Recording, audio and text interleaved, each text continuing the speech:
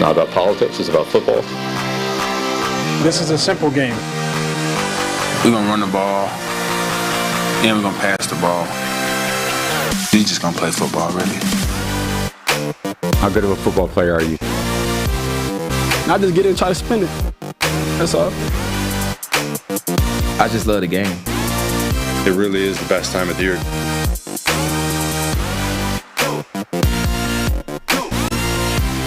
What's up, everybody? Trevor Sikkema Mike Renner here with you on the It's Just Football desk. Thank you so much for tuning in to the show live. Appreciate you guys being in the chat already. I already see some fullback love in the chat, Mike. We're already getting random football player fullback love in the chat, which means you know it's going to be a good day. How you doing, my friend? Doing fantastic. Who was the fullback? I didn't see that. I got in a little late to the chat. They got like 5 different fullback names in there already. They're just pouring them in, and none of them were Mike Allstott. Like Mike Allstott's always like, oh, you can name a random player. Let's go with Mike Allstott. He's a notable fullback, but. They were pulling deep. I didn't even recognize a couple of the names. People were going crazy for them. So I got to do my fullback research after this show. I got to make sure that I appreciate the random shout-outs to everybody. We got a jam-packed Wednesday show. Of course, it's Wednesday, which means we're focusing on the NFL draft. We're talking about the top 10 teams as it stands right now in the draft order. Mike and I are going to give you some updated team needs. So we've done a little mock draft madness for you the last couple of weeks. Now we're going to get into, hey, these are really what we're thinking. This is how we have come to the picks that we've seen over the last couple of weeks. So we'll give you guys some team needs for the players, or the teams, I should say, in the top 10. We're also going to have the executive director of the Senior Bowl, Jim Nagy, here on the show with us. We're going to talk about some of the accepted invites that he already has on the roster, guys that we're really looking forward to. And then, Mike, because it's Christmas, we're going to get into the holiday spirit. Do a little naughty or nice, this or that. We're going to present ourselves with tough questions, and we've got to either put it on the naughty or the nice list. I'm excited for that one because I'm very much in the holiday spirit already. Got the Christmas tree. We got to get like the Christmas hats. Oh yeah. You know what I'm saying? It is SantaCon this weekend here in Cincinnati. Oh yeah, it is. Yeah. Wait, aren't you not going to be here for it though? No, I'm going to be here. I'll be in town. I thought you weren't going to be here for it when we were talking about it for the first time. I thought you said that you might be out of town, and Lord knows, dressing up like Santa Claus and getting hammered is your favorite pastime. It's like baseball for you. I mean, I don't want to say what I did last SantaCon, but we all we don't need to say what we did last SantaCon. We can just leave it at that. Shout out to Curtis Allen, our chat champ from yesterday. Curtis, you got to be in the chat representing all of the team needs from the chat that we're going to have when we're up at the touchscreen later today. Let's get the production portal guys in there. Quinn, I saw that we were having a little bit of camera issues before the show, but I can see your beautiful face now. So I just wanted to make sure that was going to be the case, and we were going to get you in on the show. This is a good sight. Thanks, man. Also, does Mike Allstott qualify as a random player? I feel like he's not really like random. No, I don't think he is. He is a noteworthy NFL player. Right. He's got too many highlights, you know? And the NFL Throwback Twitter handle shows him trucking 8 guys in one play way too much. It's not random anymore. Once every 6 months. You get an all-stock clip. That's free engagement, though. Yeah, we can't hate on it. But Quinn, what do we got for our question of the day today? Yeah, so obviously you touched on it. We're doing draft stuff. I think I asked, maybe it was last week or 2 weeks ago, teams that have had the most number 1 picks, but there are 3 teams that have never had a number 1 pick. Who are they? 3 teams who have never had a number 1 overall pick in the NFL draft. Why do I feel like we did this one already? I don't think we did this one. Did we? We do a lot of shows. Yeah. So if we did do it and you don't remember the answer, then I guess it doesn't. I know, that's not good, right? I feel like we've done this one. Or you know what it might have been? This might have been on, we did like a trivia show last spring. It might have been on that. I think I know one. Or remember one from that. What's one? Ravens, I don't think have had a number 1 overall pick. Have the Packers? Packers have way back in the day, I'm pretty sure. Okay. Ravens, I think they were all like newer-ish teams. I want to say Ravens, Broncos, and Broncos sounds about right. Gosh. You guys guess in the chat, but like don't look it up yet. You know, like we know that this is very easy. You guys can Google it, but give us your guesses without looking it up, and then of course when we get to the end of the show, you guys can look it up if you want. Obviously, 2 current NFL teams, right? Chillicothe Red Hats and stuff like that probably don't count, you know. Yes, fair. Very fair. Walt, make sure to. Way back in the day. Oh, yeah. Somebody keep Walt in check so he's not giving us some NFL teams from the 30s. Seahawks a good guess. Yeah, I'll say Seahawks, Ravens. Ravens, good guess. Broncos, I can't think of one. I can't think of a number 1 overall pick from the Broncos. I'm trying. I'm sure the Patriots had a number 1 overall pick, but I can't. It probably was way back when, right? Now Drew Bledsoe. Yeah. Duh. Bledsoe went 1, didn't he? Yeah. Yeah, people in the chat are saying Bledsoe. Bledsoe went number 1. I'm trying to think who else. I think the Ravens and the Seahawks are a good one. I like the Broncos bet. I don't know if anybody. I don't think anybody's proven the Broncos one wrong in the chat. Yeah, I'm trying to think. Patrick says, friendly reminder: John Elway was not picked by the Denver Broncos. So, And it would be why. friendly reminder just to everybody out there. But we'll have some time to think about it. We can ponder it. I think we got a good head start on this one. But of course, we will get to our final answer at the end of the show, so you guys can get your final answers. And then, Mike, we got some interesting NFL news to talk about at the top of the show. Titans fired the general manager, Jon Robinson, yesterday. Woo. Very interesting timing here with the firing of Jon Robinson. He's been their GM for a long time now. They fire him going into week 14. You've got a 3-game lead on the division. The Titans have been one of the, I'll say, most doubted teams in the NFL over the last couple of years with the level of competition that they've been able to rise to, making deep playoff runs, upsetting some of the top teams in the NFL. And I don't know, man, the timing just seems very odd. What was your first reaction when you heard about the Jon Robinson news? My first reaction was obviously that A.J. Brown got him fired. A single player got a GM fired, dunked on him so hard in a game that he got him fired. Now, what I think it was, if I have to speculate, this again, pure speculation, A.J. Brown dunks on the Titans on Sunday. Undoubtedly, that's a game changer in that game. If A.J. Brown's on the opposite sideline, it's a much, much different game.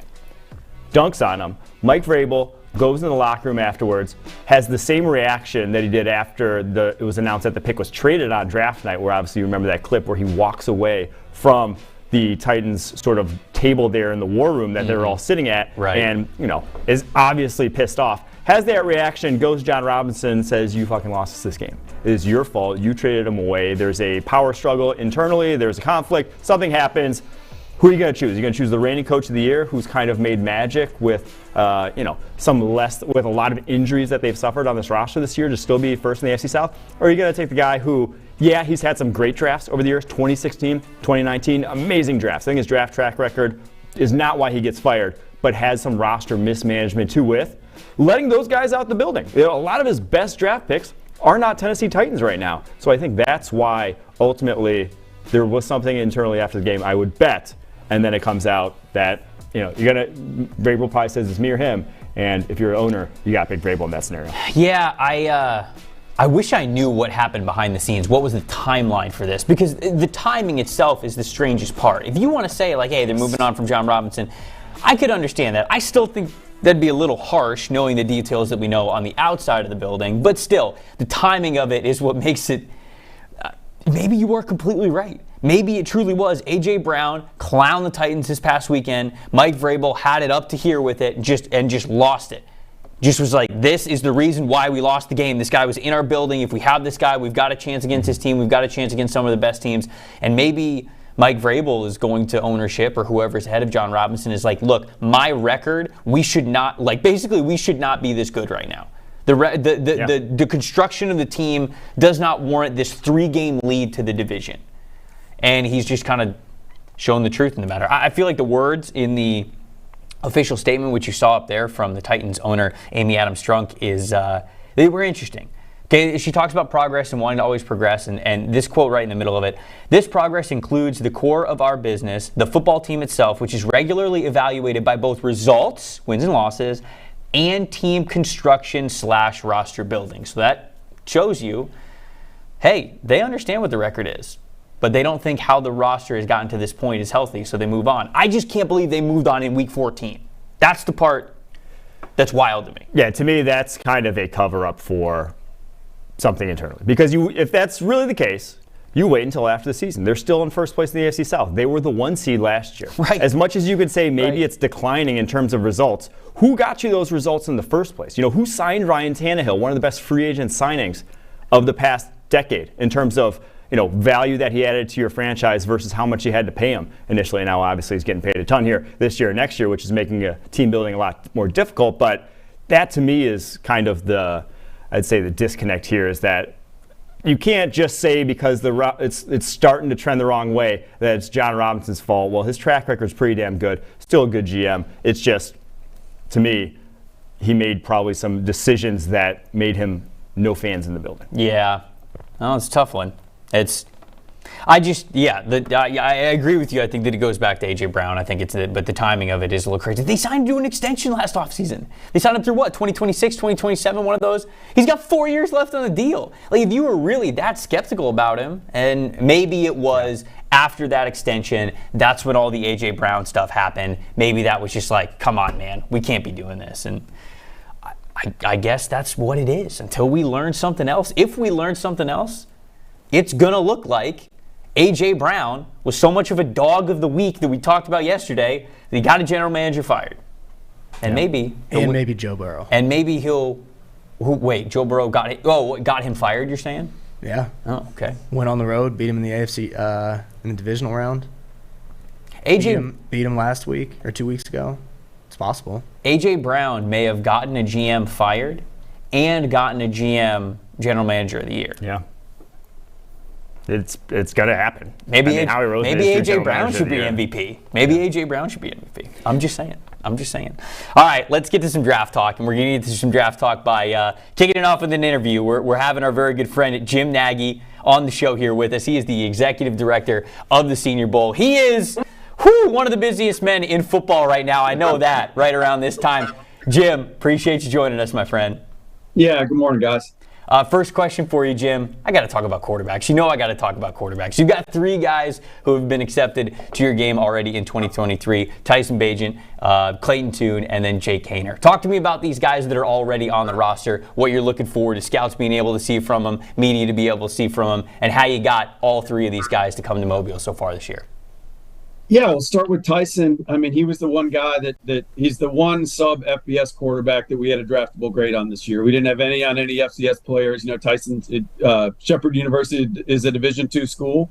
And part of the value of the Senior Bowl, I mean, I feel like I work for the 32 teams. I'm trying to bring the rosters they want to see. And they need to see Tyson against, a higher caliber of player than he's faced at Division II. So that was kind of an easy one. He's got NFL size. He's 6'3", he's 220. He runs around well. He can layer the football. I mean, there's a lot of talent there. So it'll be fun to see him down here with different skill people. We've got a really good wideout group already built. Jake Haener's a guy we invited last year, and Jake decided to go back to school. So that one kind of caught us off guard last year. But he went back, had another good year, battled through some injuries this year. But like I talked with Jake, I just boil it down like he knows how to play quarterback, right? Like he's really instinctive guy. He's got great feel. Another guy that can move around, make plays on the move. He anticipates really well. He's accurate. He's a winner. One of our scouts was at his game last year at the UCLA game, and that really stood out, made an impression on our staff. He's kind of a gutsy, clutch dude, so we were excited to get that one done. Did it after the Mountain West Championship game. He was walking around on the blue turf, and his agent connected me with him, so that was kind of a cool moment. Hopefully he'll always remember walking around on that Boise turf, getting his invite. And then Clayton Tune is a guy, again, I brought up the word clutch with Jake, and it applies to Clayton too. He's saw him this summer at the Manning camp. I got to meet him a little bit. He's a big, strapped up, good looking guy. He can really throw it. He had a great year. He's been a little streaky watching him in the past, but he kind of evened that out this year. But he definitely has NFL talent. Those guys, when we got on our grade sharing calls with the NFL teams, those 3 guys really came out of like a day 3 mix of players that the league really wanted to see here. So you're obviously very active on Twitter. You kind of have a good handle on the buzz players are generating in the internet sphere. Who's a player that's an accepted invite to the Senior Bowl already that deserves some more love that you think is going to turn some heads here very shortly? Yeah, probably one we just got over the weekend, Ruka Rororo from Clemson. He was a guy that we were kind of proceeding through the fall thinking he was categorized as a junior. So we don't ever promote those players. We really hold the invite until they declare. And then we got a ruling from the league office that they were treating him technically as a senior. So that kind of shit. So we haven't been promoting Ruka a bunch, but he's a guy that's relatively new to football. He's from my home state up in Michigan, River Rouge High School, which is downriver Detroit. They don't get a lot of those guys at Clemson. And he's a dog now. I mean, he is he can line up all over the place. He can get to the quarterback from multiple alignments. He's a big muscled up dude, athletic. Right now, I think safely he's somewhere in that day 2 mix. I know there was some thought on Rook's part, maybe going back and really trying to be a first-round pick next year. But he's coming out, and I'm really curious to see how high he can go. I think he can be a top 50 player in this class. For anybody that's been to Mobile, or really just anybody that follows the Senior Bowl now, we know that they love the one-on-ones. And one of the best one-on-one groups, the social clips that get shared out there, is the O-line versus the D-line. And you have these players that stand out and become these fan favorites. Jermaine Johnson last year was incredible at your game. Guys like Peyton Turner, Javon Kinlaw, these guys who have been first-round picks, who have been in Mobile in years past.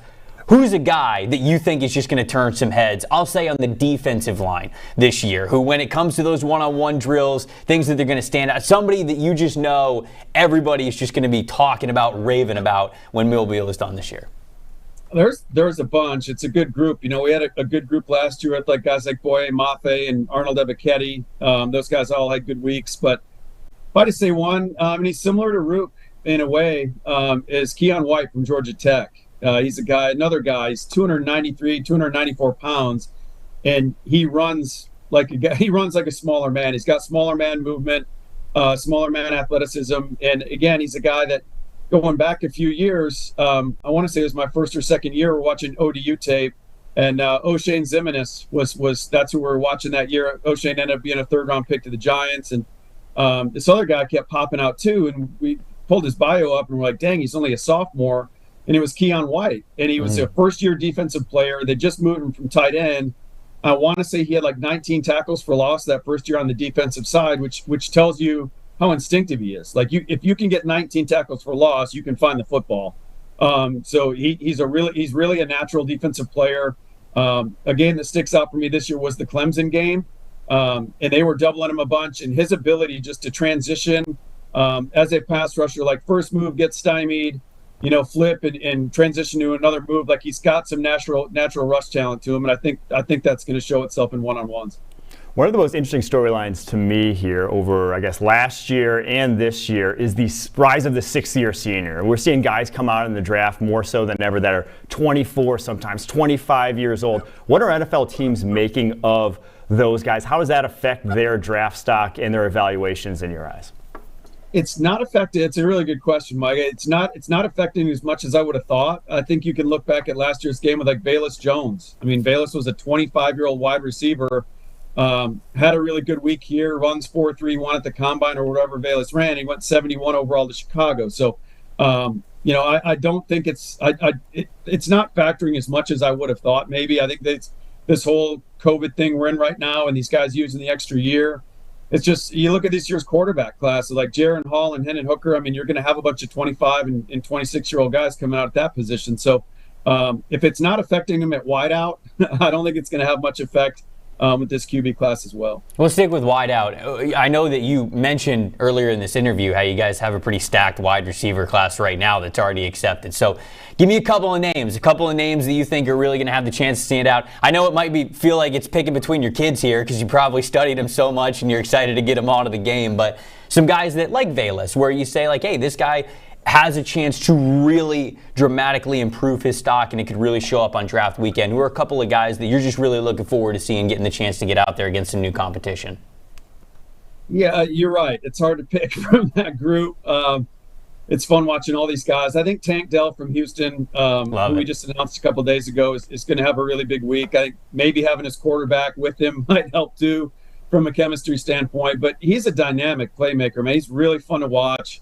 He's only 165 pounds, and I don't know if this is where the Tank nickname comes from, but he doesn't play 165. He's got a sturdiness to him, playing through contact, and he's just a really explosive player. He's great receiver, great returner, so I think he'll be fun with the ball in his hands. I think he'll be a fun route runner to watch. He'll be a hard cover, I know that. And then another guy that I expect to have a really good week, and I think he could help himself as much as anyone in this year's Senior Bowl, is Dontavian Wicks from Virginia. Love it. Again, he's another guy. He's kind of like the Ruka Row, in that, we were kind of treating Dontavian as a guy that we didn't think we would get. And then the league came out with the rules for this year's game, and it's been different because of COVID. They basically wiped out the 2020 year. It didn't matter what you did in 2020. They were counting that as a kind of an accrued season for you in college. So, over the summer, people were reaching out to me what do you guys think about Wicks? And I'm like, well, we're not really watching him right now because he's not eligible. And they're like, man, we got this guy in the second round. Now, he had some drops this year. They bring in the new coaching staff. I think that whole offense struggled a little bit. Brennan Armstrong, their quarterback, was a guy over the summer we liked quite a bit. Now he's going back in the portal. But Dontavian, from an athletic standpoint, if you just watch his double move stuff and you watch the athlete, and they're going to have a bunch of double move stuff in the one-on-ones, he's going to show out that way. So I hope he comes down, he catches the ball clean. Christian Watson had those concerns last year. Coming into Senior Bowl week, was the hands thing was the big question with Christian. And he kind of, I think he answered a lot of those questions. I thought he caught the ball consistently. So if Dontavian can do that, I think he's a guy, that you're going to see go like this as we go through the process. To go back to Tank Dell just for a second, I remember watching his tape last summer, and then I was very impressed with him. And I go and check his weight, and I thought it must have been a typo. I was like, he does not play 165. I couldn't believe my eyes. But last question here I wanted to ask. What do you think is the strongest position group of seniors in this draft? I know I have my take on it. I'll let you answer first, then maybe give mine. Yeah, I really like the depth of the wide receiver group. I mean, we could go way down the line right now and keep getting guys we want to have in the game. There were some really tough cuts there. I like this year's edge class. That's another good group. And at the high end, I mean, I like the tight end position. Like the two guys right now, Luke Musgrave and Dalton Kincaid, I think are going to be top 50 players. I think they're both super talented. So I'd love to hear your take though. And I was going to say tight end. Okay, Musgrave, right. Kincaid, Laporta, Kraft. I think there's Davis Allen even from Clemson. I think there's a ton of talent in this tight end class. I don't think it's getting enough love, honestly. Yeah. Like I just for whatever reason, it's just not. They're not considered these top-tier names, but I agree. Whether it's a Senior Bowl or wherever throughout the draft process, I think this tight end class is going to get stronger and stronger and stronger when it comes to the media. Jim, I said that you're a busy man. I know that that's very true. We appreciate you giving us a couple of minutes here. We can't wait to get down to Mobile, man. I'm excited to see it. Yeah, I can't wait to get you down. Thanks for having me on, guys. And if I don't talk to you, happy holidays. To you as well, Jim. Appreciate it. Man, talking Senior Bowl already. Yeah, I love it. It's great. There's so much, and we haven't even hit the point yet. We're just now getting to the film of the final regular season games for a lot of these guys, so we're getting our final things out. But when Senior Bowl comes around, I know you've said this because you've said it to me in person. We said it last year. You're just like ready to see some new football. Yeah. Like, let's see some new football here. Enough talking, enough like, well, I saw this. First time for about a month and a half for some of these guys that are getting to strap it up again, and I know they're excited for it. It's the ultimate measuring stick, right? You're playing guys that are going to play in the NFL. Mm-hmm. Sometimes you'll go a whole season, a lot of these guys, and it's a lot like small schoolers, like you mentioned, they're Tyler Bajan. Like, you'll play a whole schedule without maybe facing one if you're a wide receiver, O-line. So there's not a huge track record of guys who have gone there really, pooped the bed, so to speak, and turned out to be great NFL players. It really is one of those ultimate kind of measuring sticks. Poop the bed. Good scouting term. Yeah. Good scouting term. Don't do that. Don't want to do that. All right, let's talk. Let's take a walk. Let's take a little walk. Let's get our steps in. Let's turn the Apple Watches on. Boom. Let's get over to the touchscreen. We're going to take a look at the top 10 in the NFL draft. And Mike and I, we've been doing some mock draft exercises over the last couple of weeks. We've talked a little bit about team needs, but we've really only talked about team needs when it comes to the prospect that we've been placing for these teams. There's a lot of other needs, right? These teams pick a top 10 for a reason. So let's take a little bit more of a wider scope. What these teams could actually use in the grand scheme of things. So let's start at number 1 with the Houston Texans. When you look at this team, I know they're picking number 1 for a reason. They only got one win in this year. But what do you think are the top team needs for a team like the Texans? Yeah, I just want to go out and say, first off, if you're at this point in the draft, usually, obviously, these teams aside because they traded into those spots. Right. But if you're at this point in the draft, usually there's a lot of needs. So to say, oh my God, outside of the quarterback position, let's put that one aside. Sure. To say, oh no, we need a tackle. So draft the best tackle. We need this position. It's like, no, when you're at that point in the draft, usually you just want the most impactful guy. You look back to this past year's draft. Who among those top teams at the top of the draft would not want Sauce Gardner again? It's like, oh, maybe you don't need a corner, but would you want a Sauce Gardner? Hell yeah, you would. So that's my take on needs at the top of the draft. But it does still kind of predict where you'll end up looking, where you'll put your scouting resources, and where you'll go in the later round. So Texans, this one's obvious, right? Yeah. Quarterback. QB. Write it in there. That's where they're going. You almost have to. It's a good enough quarterback class. Yeah. That's where you're going, but then they have a number of other needs after that. You're going to look along the defensive line. Their defensive tackle position is rough right now. Interior offensive line. You obviously need some weapons for your quarterback. Right. There's not a lot of positions that if a talent's staring you in the face there, you're not going to want to draft. Truthfully, I don't think there's a single position on the roster, maybe offensive tackle. Because you got Titus Howard, you got Laremy Tunsil. That might be the only one where it's like, let's look elsewhere, also not a strong tackle class. So that's my take. It seemed like they also kind of pissed off Brandon Cooks around the trade deadline. It was like, oh, we're going to trade you, now we're not, now you're kind of stuck in this situation. So I think that after quarterback, wide receiver is next for me. That's a terrible R, but you guys understand. Oh, I fixed it there. But then basically, I'm just going to say, keep going. Just impact player. That's what I'm going to go with for the Houston Texans if we are giving a third one Basically, don't draft a running back. You have Dameon Pierce. Don't draft a running back. Sure, right. Saying. I think that's the right way to do it. If it's going to be a defensive pick, they drafted Derek Stingley, top of the draft last year. They drafted Jalen Petrie. I think that they've invested in the secondary enough. It feels like it's going to be up front, right? If it's going to be either this pick or the other pick that they have right outside the top 10, probably going to be quarterback at the top. But if they're going to go defense, I feel like it's going to be defensive line. D-line. You have Jonathan Grenard. That's your one, quote-unquote, building block. One long-term player on that D-line that you feel good about. So at that point, DTs, another edge, anywhere you go. Yeah, I'm with you there. Chicago Bears. What do we think about Chicago?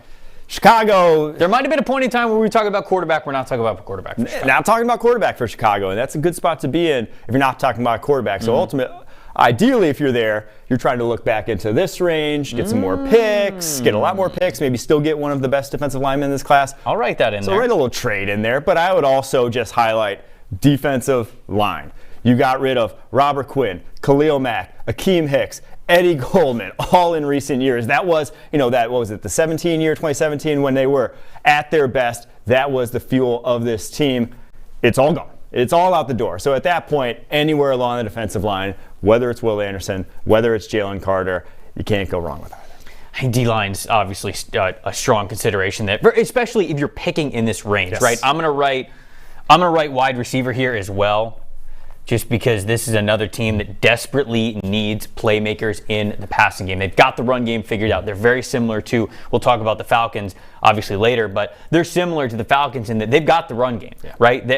I believe David Montgomery is a free agent coming up, so we'll see if he ends up being back. But even if he's not, you like what you've seen from Khalil Herbert. Justin Fields obviously brings plenty to the run game himself. The offensive line, really good at run blocking right now, but in order to compete with the best, as we're seeing, hence their record at number 2 overall, you've got to be able to get playmakers in the passing game there. So I think the wide receiver's got to be next on this list. Agree as well. But to go back to kind of the positional value argument and kind of philosophically how you want to draft and why we bring up defensive line first, look at the elite guys along the defensive line, whether it's edge, whether it's Myles Garrett, Micah Parsons, Nick Bosa, those guys. Whether it's defensive tackle with Aaron Donald at that position. Fletcher Cox was for the past decade as well. I guess Chris Jones a little bit of an outlier there. But the vast majority at that position, top 10 to 15 picks. The NFL can identify the athletes that succeed at that position better than pretty much any other position in the NFL. So if you're going to get a high-end impact defensive lineman, chances are it's going to come at this point in the draft. Yeah, you can get a guy who can be serviceable impact players later in the draft. That happens. There's just so few that end up being in that upper echelon that get drafted later that this is where you want to draft. And often when you find defensive linemen who are impact players that you found later, they're probably like specialization players, right? Where you're putting them in a certain role to succeed. And that's not a bad thing, especially if you set up your team the right way. Yeah. But if you want an all-encompassing, full package defensive lineman kind of player, you get these guys. You get these guys up here. What about the Seattle Seahawks? Seattle Seahawks kind of, again, defensive line. Yeah. Like that's anywhere on the defense you could probably address defensive line, getting another cornerback across from Tariq Woolen. That's a real impact guy. We've obviously pegged a few guys to them over the course of our mock drafts this season to the Seahawks and the quarterback position, but defensive line is again where I'm looking. If you're ending up this high in the draft, you're probably re-signing Geno, or at least at the very minimum franchise tagging Geno. At that point, defensive line is where I'm looking. You got your 2 tackles. That was the hardest position. That's the only other position you usually consider this high in the draft. You got those. You're good there. Now look defensive line. Right. If we were making this into a mini mock draft, Bryce Young at 1. For these 2, it's basically like pick which one's getting Jalen Carter, pick which one's getting Will Anderson. So I agree with you. I think these are the top 2 needs. I'll throw in, just for a third one, I'd want to hear what you have to say. Again, wide receiver. Now, are they going to be drafting a wide receiver at 3? No. They're not going to be drafting a wide receiver at 3. You're going to be drafting one of these positions if you're picking this high in the draft. Although I will say, getting a legit or at least a better wide receiver 3 option behind Tyler Lockett, behind DK Metcalf, I do think that's important for this team. No more Marquise Goodwin slander on this. I'm a big fan of that. I like how they built that receiving core where the wide receiver 3, at least they've been trying for that wide receiver 3. They drafted D. Eskridge in the second round, who that was a reach in my opinion. I don't think he's ever going to develop into too much there. He's already on the older side of the receiver position when he was coming out. Marquise Goodwin, but I like a speed wide receiver to pair next to those 3 guys because that just adds a level of dynamism to that core where it's like, sure, you can put a guy over the top of DK Metcalf, but if your third wide receiver is a Marquise Goodwin like it is now, or a guy that can really get down the football field, you really can't focus all your attention to him. Lions at 4. Hottest team in the NFC, according to you on yesterday's show. Hottest team in the NFC, and it's because the offense. They really don't have too many needs on the offense side of the ball. The only real need there is probably tight end after they trade away TJ Hawkinson because I think they've completed that receiving core to a degree now with Jameson Williams coming back. We'll see what they do with DJ Chark long term, but I love this offensive line, one of the best in the NFL. Obviously, quarterback is the other one where it's like some Lions fans are fine with Goff. Maybe they take the swing at a guy in a rookie deal because Goff is still pretty expensive. So the only place I'm going offensively is QB. Defensively, pick anywhere. I think anywhere you could address defensively. All right, we'll have QB as the third one here, but what would be the top 2 then? I think D-line would be the top. D-line. Yeah, okay, so D-line's top. Probably and then interior defensive line there. You have Aleem McNeil on the interior who's actually shown something, but after him, no one's really shown anything. D-line. I'm going to say corner, right? Yeah. Am I crazy? Someone across from Jafar Kuda. All right. Even though I like Jacobs. And then QB. I think that makes sense, right? These are the top 3 needs for the Lions, but I really do. When I look at number 4 overall, it's got to be D-line. I think it has to be D-line. I was going to say it's got to be this one, right? Oh, you're saying, well, we'll see. We're going with the Goff strategy? We'll see. I don't know. We'll see. Fans seem a lot more split on that than I thought that was going to be the case. When we did our mock draft last week, I was trying to run an exercise really just to see how it would go. And I had the Lions drafting 2 defensive players with their top pick and then the one that's now outside of the top 10 as well. And I was like, I'm going to get killed for this. This is going to be awful. And so many people were like, no, I actually like this. But then, of course, other people said, how can you not get out with the QB? So, see, my take is they finally have a good offense, so they're like, why were you trying to mess this up, right? Which I don't blame. But if you objectively throw for throw, go look at Goff's production, his obviously PFF grades are one of the worst in the NFL this season, despite the Lions offense still humming. It's because the talent around him is pretty damn good right now. Like, they got a good situation for a young quarterback to develop. That's why I'm really team, if they are ending up with a top 5 pick, team draft one of these QBs. I don't know how in on this quarterback class I am outside of Bryce Young, but we'll move on. Philadelphia Eagles. This is the ultimate wild card spot because New Orleans lost to the Buccaneers. That means that the Eagles once again have a top 5 pick because this is New Orleans' selection. What are the Eagles going to pick? This is the team with the best record in the NFL. What's the team needs for the Philadelphia Eagles? Team needs safety. Possibly. We'll see what they do with Chauncey Gardner-Johnson long term. Right. I think Epps is a free agent as well. Running back, Miles Sanders, his free agent. Yeah. You're not taking probably either of those picks in the top 5. I don't think there's a position that or a player in either position that would warrant that for me. And obviously not the Eagles' MO either. What about interior defensive line? But that's probably where they're going. Okay. Fletcher Cox getting up there. Yep. Javon Hargrave, obviously towards the end of his deal. I think they're just knowing Howie Roseman. It's not a need. Obviously, they're typing in whatever. The need would be running back, would be safety, but that's not where they're going with the top 5 pick. They're going somewhere along the defensive line if I had to bet money. Corner is one of those positions that I always lean staying ahead of the curve rather than knowing, oh, Lord, we are not as good at corner as we thought we were. James Bradbury playing well this year, having a lot of ball production, but he's going to be 30 next year. I believe he was on a 1-year deal. He is on a 1-year deal, right? Is there any thought to potentially drafting a corner at this point as well? Yeah, corner is obviously in the mix. Okay. Now, do I feel as if this corner class warrants a top 5 pick? I don't think so. Not in my eyes.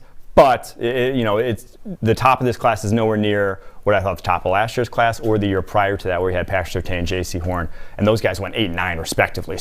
Or 9 and 8 respectively. But so I think knowing the Eagles, knowing Howie Roseman, it's probably going to be somewhere along. All right, we'll go defensive line. We threw running back, and I threw cornerback in there as the 6th one. Let's go up to the Carolina Panthers at number 6.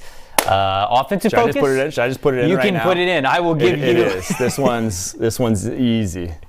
Quarterback. That's it. Just one. It is. And unfortunately, they played their way a little bit down the draft board here. They were up there. Ideally, you would be right there, not have to trade up. But this is the team. You're one of these two. This is the team you're calling. You're saying, I mean, if Scott Fitterer is still there, you're calling up Scott Fitterer and saying, I think he's still going to be there. I think if he was going to be fired, he'd be fired already. Yeah, we'll see. But if they're calling him up and saying, hey, Okay. what's it going to take? Like, what I guess you're calling him up and saying, here's what it's going to take, actually. So that's what it's going to be. If you're the Panthers, that was kind of the whole why they gave away Christian McCaffrey in the first place, because they said they wanted to go up and get a QB. Are they about as close as you would get? Because you remember, you opened up this segment, and I agree with you, saying you don't want to force yourself to pick a need. Mm-hmm. But is Carolina essentially as close to forcing yourself to pick a need as a team can possibly be? I believe so. I feel like they have to be, right? Matt Corral was always kind of a weird pick given the state of that franchise. It was, it was a swing of the bat. It was a little later, but the trade that they made to go up and get him, or I guess a future draft pick to go get him, was always a little odd. And he looked bad preseason and missed the whole year with an injury. So he got no developmental time this season. Right. So that's the unfortunate thing. You really can't roll into next season and say, yep, what we saw from Corral's enough. No, you gotta take a chance. It's a good enough quarterback class that a chance is warranted, in my opinion. Jags at number 7, and as you said earlier this week, it is the 14th time out of 15 years that they're currently picking in the top 10. So where do you think they're going here? The one position I keep coming back to, that if you're here and you can get a difference maker, it's, oh gosh, what I do there, wide receiver. Okay. If you can get a 1 in that offense, it kind of takes everything and puts it all together. Because you have a real nice number 2 in Christian Kirk, I think, at this point. He's developed into a real great option from the slot. You have a guy in Marvin Jones who's, obviously probably on his way out in terms of career-wise. You don't have too many other options there. You got Evan Ingram at tight end, but you need a guy that it's third down, he's going to win.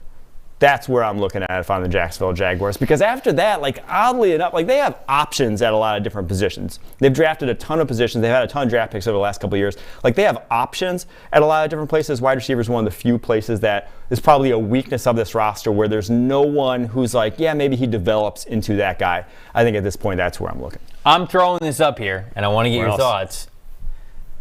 Offensive tackle, right? Okay. Because Juwan Taylor is a free agent coming up, all right? Hasn't played very well this year, according to our grades. They have Walker Little, right? Mm-hmm. But are you really going to trust Walker Little to come in and just be fantastic right away at offensive tackle? Maybe you are, but also Cam Robinson, right? You signed Cam Robinson in the deal. He's fine. I know there are some people who still would like for there to be an upgrade over him anyways. We're talking about Trevor Lawrence, okay?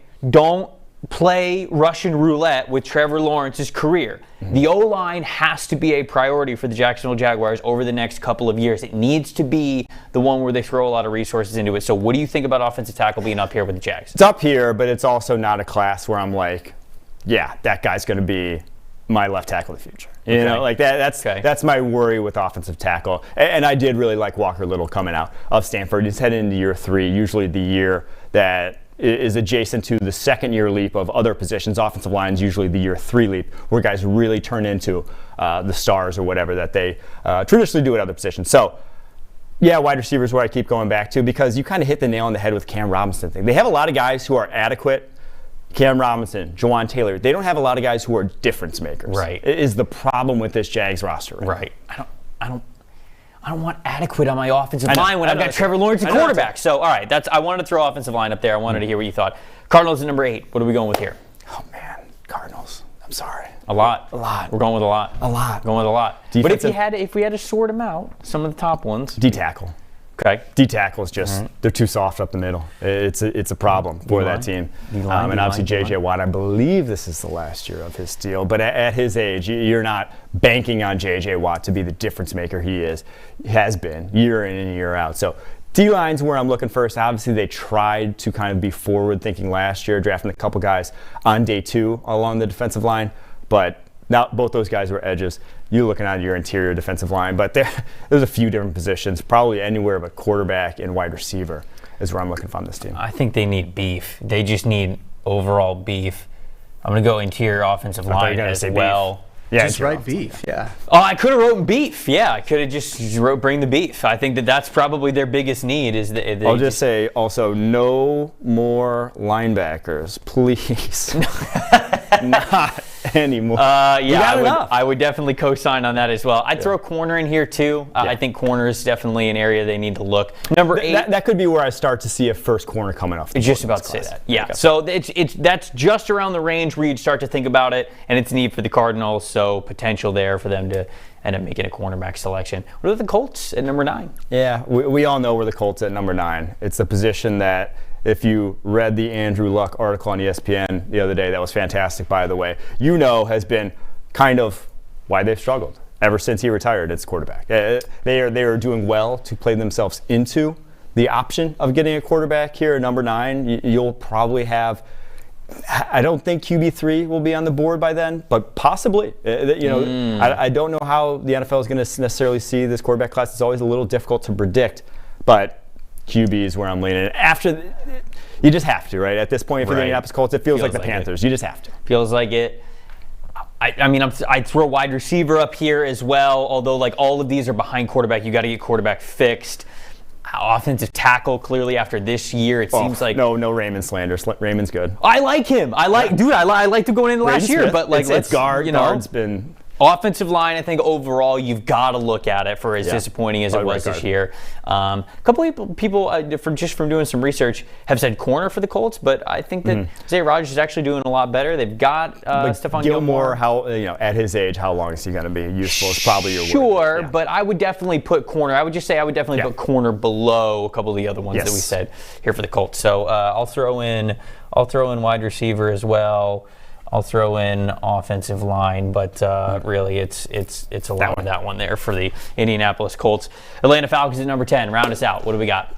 D-line again, man. A lot of D-line needy teams. It turns out that if you need D-line, chances are you're drafting high in the draft because it's a position that impacts offenses. It kind of fuels your defense. It's the tone setter. So defensive line, I think they could use a corner across from A.J. Terrell too. I was saying that last year I would have loved to see them get in on the corner class, obviously where they went with Drake London. A great pick as well. So D-line, corner, maybe a second wide receiver as well, even though that offense isn't necessarily built to feature wide receivers. They kind of have the two guys that you would want in that offense right in Kyle Pitts and Drake London. So D-line corner is probably where my head's at. It's always D-line for me. Any time I do a mock draft for the Atlanta Falcons, and this is a nice spot. I feel like we've got a handful of really good edge rushers here in this class for them to pick. At number 10, interior defensive lineman. I think Jalen Carter's going to be long off the board by then, but if Brian Brzee is still there, I think that could make sense for him. They just need something along the defensive line. And linebacker, too. Could be not top 10. You're not drafting one of the guys in this linebacker class top 10, but down the board, day 2, day 3. Yeah, okay. I could see that, too. Because these weren't just first round picks. These are what we wrote here is a lot of needs for the team. So this could go into their day 2 selections as well. But there we go. That's the top 10. Hopefully our scribbled handwriting was good enough for you guys to follow along with what we got going on. Quinn, did we have any big disagreements or any shout outs from the chat at all of positions for any of the teams that we were talking about that they're really looking for? Chat was pretty chalky. The only one that kind of really stood out, there were some folks saying that the Falcons could maybe use another wide receiver. Falcons could definitely use another wide receiver. I think maybe that's speed. That is certainly there for them. It's just they do have a lot of needs. Right tackle too, wide receiver, linebacker, could even safety. Like there's the roster. They are where they are because of this roster. They need more offensive playmakers, but and even quarterbacks. Figure out. Oh, did we not even say quarterback for the Falcons? We didn't even say quarterback for the Falcons. Quarterback is we just kind of got quarterback erasure there. Just had talked about it so much that we're just like, everyone needs. I think the quarterback's absolutely in there that we didn't mention him. But defensive line is pretty big for the Falcons. I think that's definitely there. Who is caping for Jon Robinson the most? That's what I want to know. Every single mock draft we do, whether it's a top 5 mock, a top 10 mock, a top 20 mock, people are just like, Bijan here, Bijan. So Falcons or Cardinals? If he's going top 10, I bet it's the Falcons or the Cardinals that draft. If the Cardinals draft Jon Robinson in the top 10, it's malpractice. You're preaching to the choir here. It's malpractice. But drafting linebackers back-to-back first rounds is malpractice. Also, they're not opposed to malpractice as an organization, apparently, based off the track record. So let them cook. Let's see if Cam cook.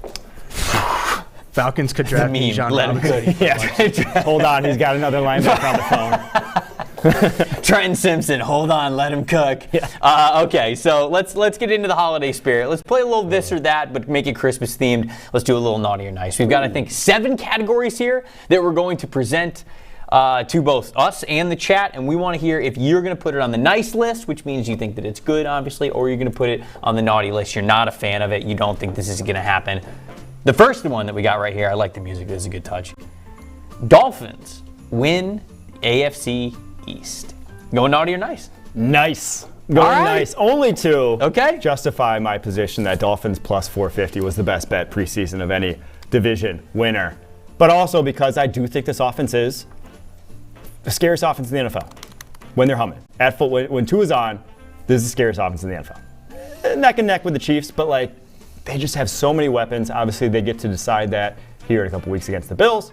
So got them the first time, traveling to, I believe, Buffalo this time. But I just think watching that tape again, it seemed more.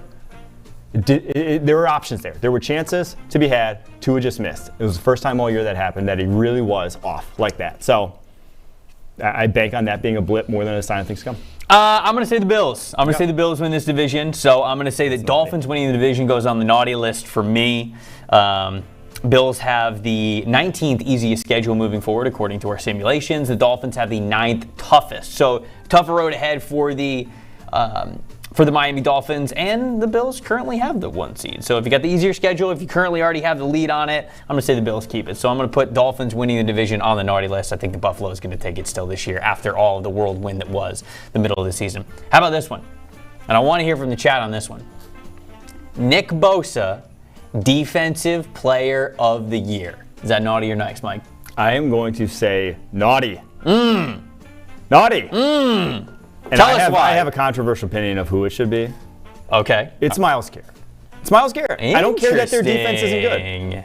It is not his fault. He is the single most unblockable force in the NFL this season. It is. Go watch tape. Flip on the tape. Any Myles Garrett. He can't go one-on-one. No one goes one. No one even allows him to go one-on-one anymore. It would be silly.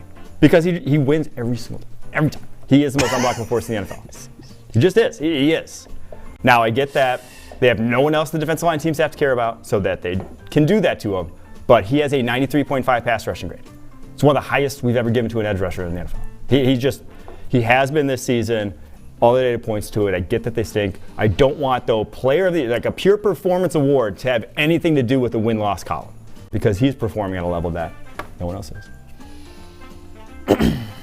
Well, I had an argument for you caping for Parsons for Defensive Player of the Year, and I was going to tell you that Nick Bosa winning Defensive Player of the Year is nice. So I'm going to stick with it. I'm going to stick to my guns here. Nick Bosa, Defensive Player of the Year, okay? This is just comparing him to Parsons because I think a lot of people are going to compare to Parsons because I don't know if you've checked this, Mike. Parsons is minus 450 to win Defensive Player of the Year. Wow. Minus 450. That is a steep favorite for the award. I think those two are close to my eyes, Bosa and Parsons. Well, Parsons is a pure pass rusher. Bosa is just a more complete edge. Well, pass rush snaps. You ready for it? Bosa, 322. Parsons, 316. They're basically the exact same right there. Sacks, Bosa's got 14.5. Parsons has 12. Pressures, Bosa's got 62. Parsons has 58. Pass rush win rate, Bosa's at 24.8. Parsons at 23.1.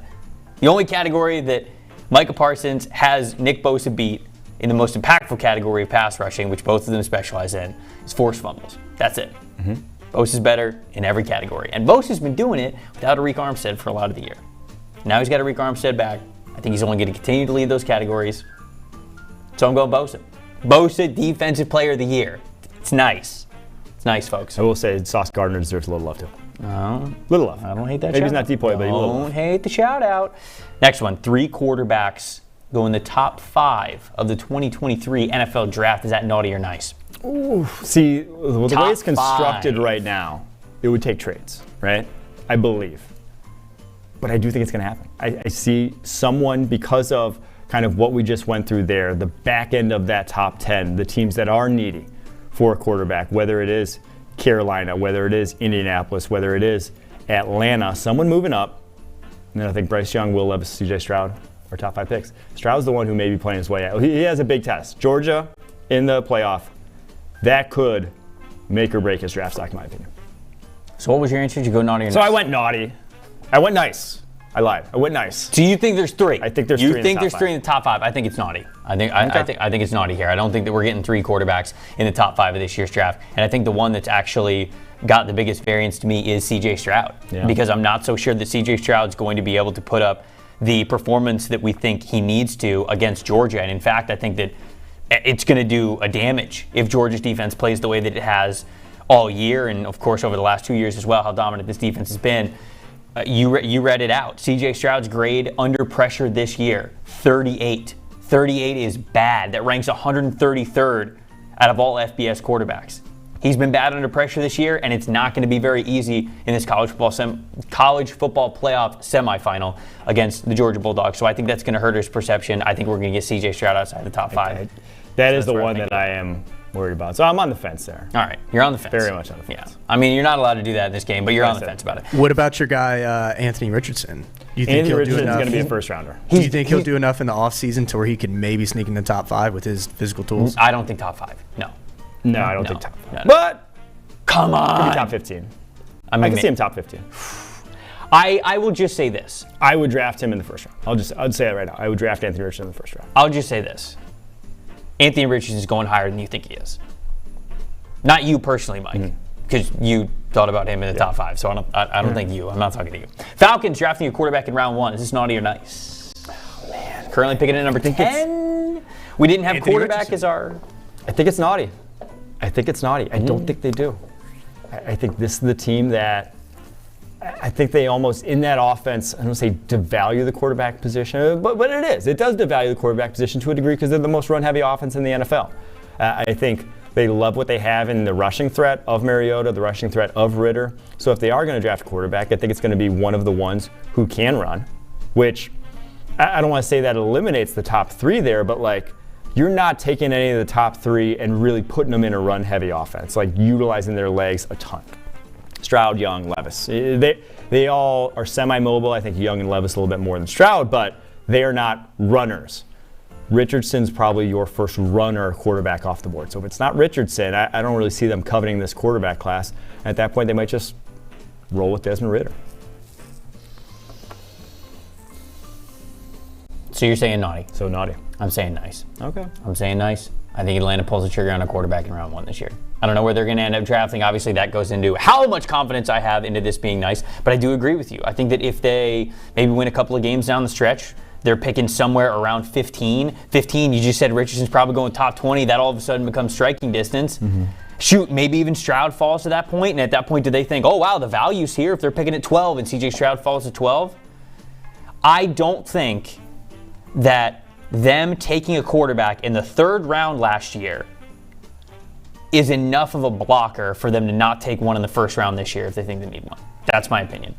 Remember, the Falcons had multiple chances to pick a quarterback in the last year's draft. Multiple. And they didn't do it until the third round when they picked Desmond Ritter.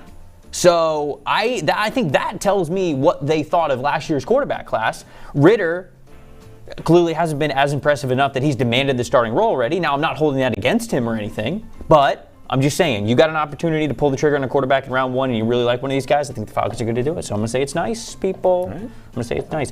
How about this one? Little not so fast, my friend, from earlier this week. Jimmy Garoppolo will start for the San Francisco 49ers in 2023. And when I say 2023, I do mean next year, because the report just came out that he does not have to have season-ending foot surgery. Oh. And that he could be back in 7 to 8 weeks, which would be around the time of the NFC Championship, potentially the Super Bowl, if the 49ers defense can get them that far.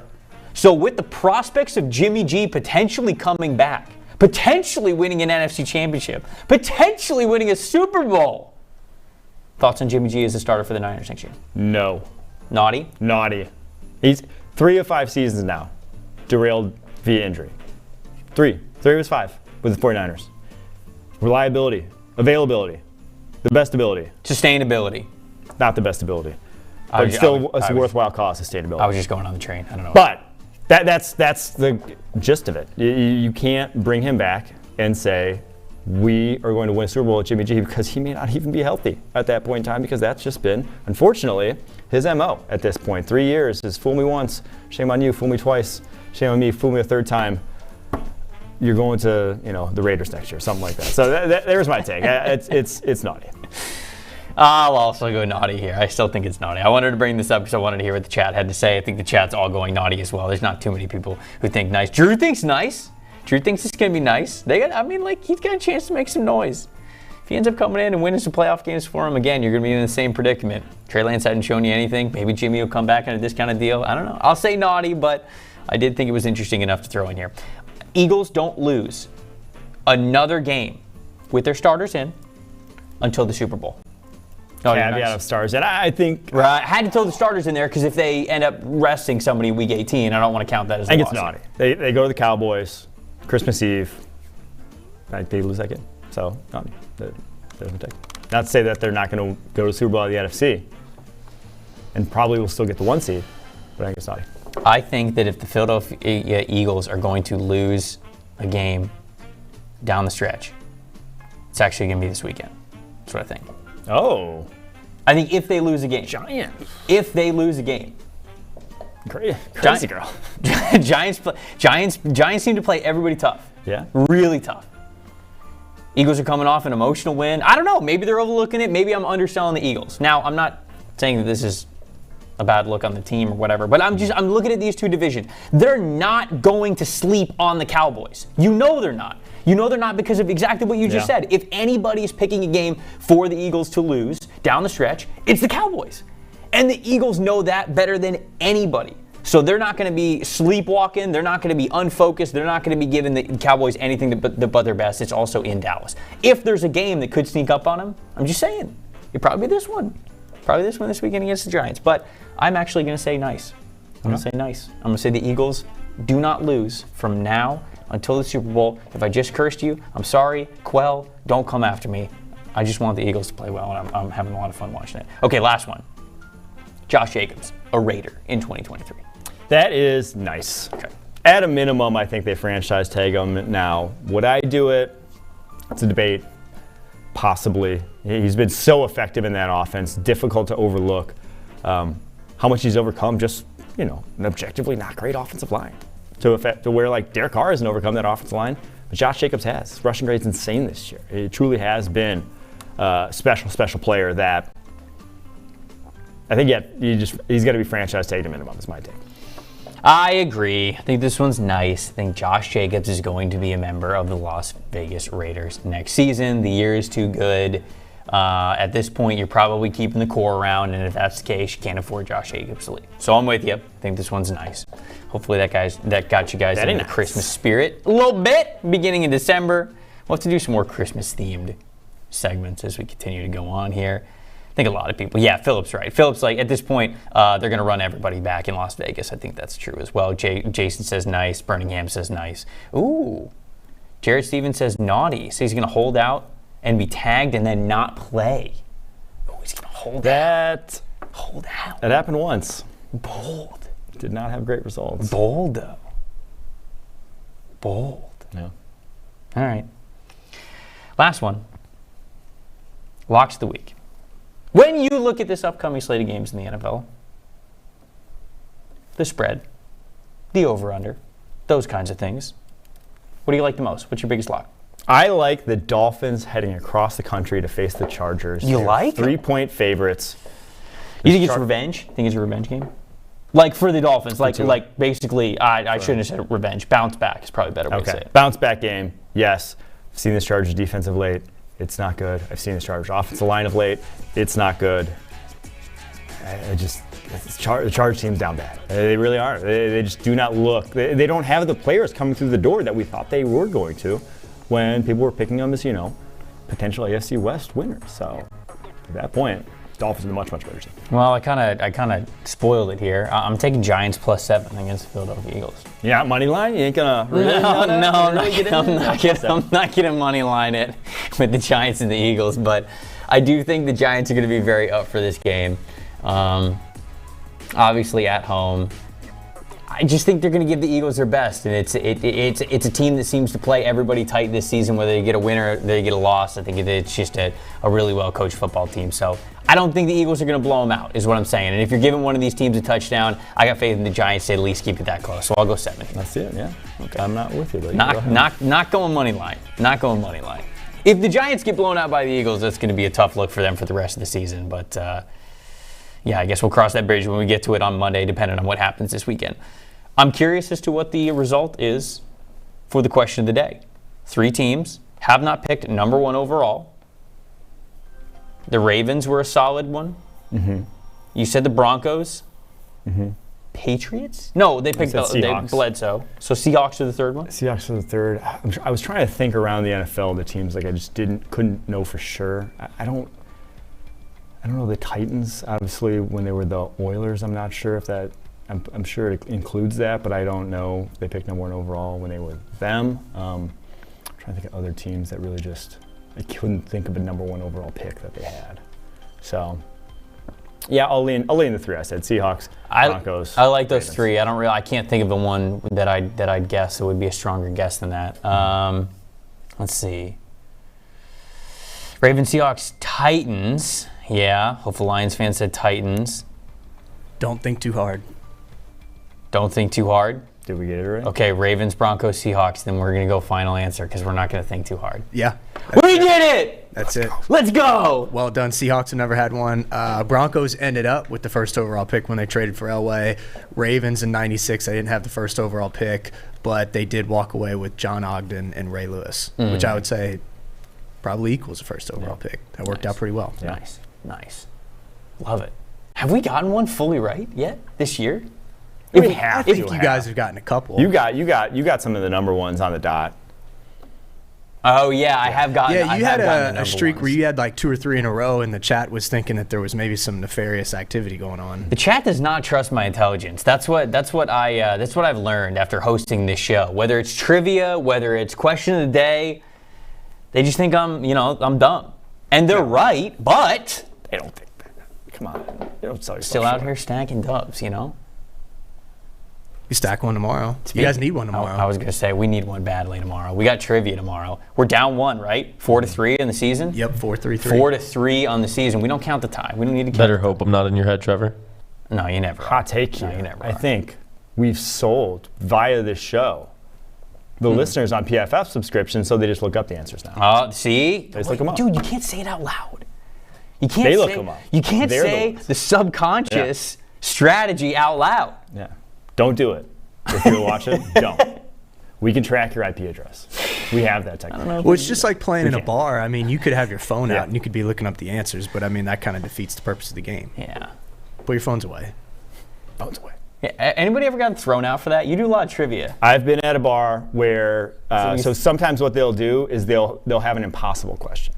That's just like, you can't answer that unless you do cheat. Like, you shouldn't know. And so sometimes they'll do that. Where it's like a planted. Interesting. They plant the link Ooh. to, like, they plant the link with the answer in it. That's like, it doesn't exist. Like, the question itself doesn't exist. So if you answer that one right, it means you looked it up and got it. So I've been at a bar, I think, twice where they've done that. And people have gotten kicked out for it. It's great. Walt says we the people only trust what Trevor is putting in his due. And I'll never tell. It's fire. And I'll never tell. Trivia is obviously tomorrow. Who's our chat champ? Who's our chat champ for the day? It is Matt Weber. Ooh! Here we go, Matt. Super active in chat all go, day, Matt. so got to give him a shout out.